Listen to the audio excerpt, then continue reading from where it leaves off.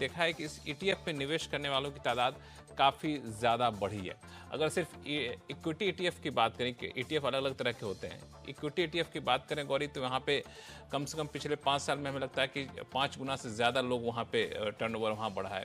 Gold ETF की बात करें तो 15 गुना से ज़्यादा वहाँ पे बढ़ा है। तो जब ईटीएफ में निवेश करते हैं तो टैक्सेशन के नियम क्या कहते हैं? अगर शुरुआत करें सिर्फ पहले बता दें इक्विटी ईटीएफ, फिर बाकी दूसरे ईटीएफ पे चर्चा करेंगे। तो देखिए लक्ष्मण, जो इक्विटी ईटीएफ होता है, पहले मैं बता देती हूँ कि ये होता क्या है।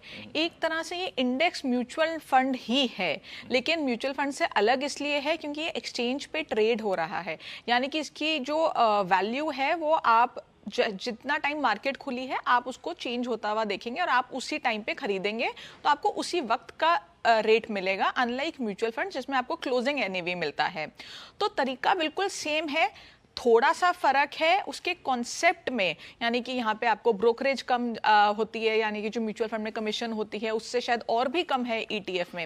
लेकिन टैक्सेशन आपकी, अगर इक्विटी ईटीएफ की हम बात करें, चाहे आप कोई भी इंडेक्स ले रहे हैं जिसमें जो कंपोनेंट है मेजर वो इक्विटी का है, तो उस केस में आपके दो चीज़ें हो सकती हैं, या तो शॉर्ट टर्म कैपिटल गेन या long term capital gain. Short term capital gain 1 साल से कम 15% पे आ जाएगा।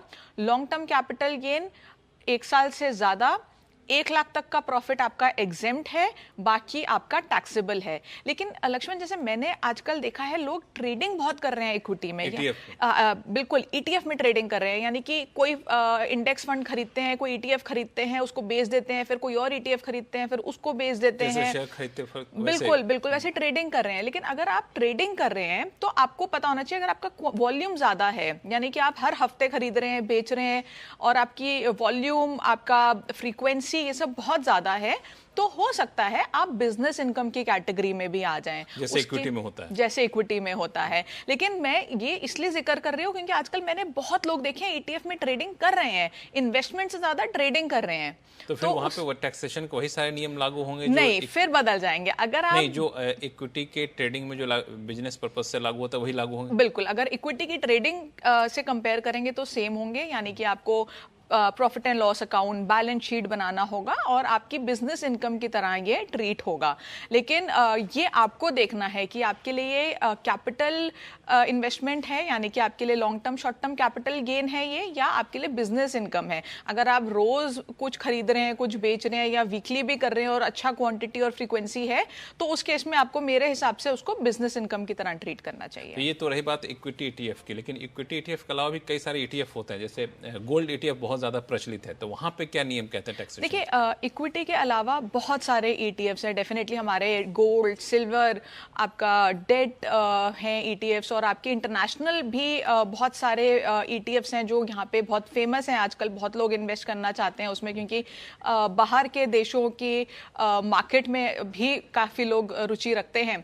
तो उस केस में आपका ट्रीटमेंट मेजरली सेम है सबका। अब शॉर्ट टर्म कैपिटल गेन की तरह ही ट्रीट होता है, इसमें बाइफिकेशन खत्म हो चुकी है। लॉन्ग टर्म कैपिटल गेन्स कुछ नहीं है ही नहीं। अब आपका सारा का सारा जो प्रॉफिट है वो सारा आपका शॉर्ट टर्म कैपिटल गेन के उसमें आ जाएगा। शॉर्ट टर्म भी वो 15 वाला शॉर्ट टर्म नहीं, आपका स्लैब रेट वाला, यानी कि आपका जो स्लैब रेट पे आप फॉल करते हैं उसमें आ जाएगा। जिस स्लैब रेट में फॉल करते हैं उसके बिल्कुल। तहत तो आप ये मान के चलिए कि अगर आप यहाँ पे बिजनेस कर रहे हैं, या आप यहाँ पे शॉर्ट टर्म कैपिटल गेन कर रहे हैं, या आप यहाँ पे लॉन्ग टर्म कैपिटल गेन, आपका जो टैक्सेबिलिटी है वो सेम रहेगी आपकी स्लैब रेट पे। आप जिस भी स्लैब रेट में आते हैं वो आ जाएगा। तो ये रही बात इंटरनेशनल ईटीएफ की, या फिर गोल्ड ईटीएफ में भी सारे ईटीएफ, इक्विटी हटा के सारे। अच्छा, इक्विटी हटा के बाकी सारे ईटीएफ में आपको शॉर्ट टर्म माना जाएगा, चाहे गोल्ड ईटीएफ ही क्यों ना हो। बिल्कुल, गोल्ड ईटीएफ में भी शॉर्ट टर्म आपको माना जाएगा, जो आपका इनकम टैक्स स्लैब है उसके हिसाब से आपका कैलकुलेशन हो। वहाँ पे 1 लाख का एग्जेम्पशन वगैरह टाइप से कुछ नहीं, कोई एग्जेम्पशन, भले आप लंबे समय तक उसको बिल्कुल बिल्कुल कोई एग्जेम्पशन। तो ये बड़ी बात बताई गौरी ने कि बहुत बड़ा फाइन प्रिंट है कि अगर आप ईटीएफ में पैसा लगाते हैं तो इन सब चीज़ों का ख्याल रखिएगा, क्योंकि टैक्स के नियम जो है बिल्कुल अलग अलग यहाँ पे होते हैं। कब कितने समय के लिए आप होल्ड कर रहे हैं, किस ईटीएफ पे आपने पैसा लगा है, तो बहुत सारी पेचीदगियाँ हैं। मुझे लगता है कि इसका ख्याल रखना ज़रूरी है टैक्स, अगर आप बेहतर तरीके से टैक्स प्लानिंग करना चाहते हैं तो। चलिए अब शुरू करते हैं सवाल जवाब।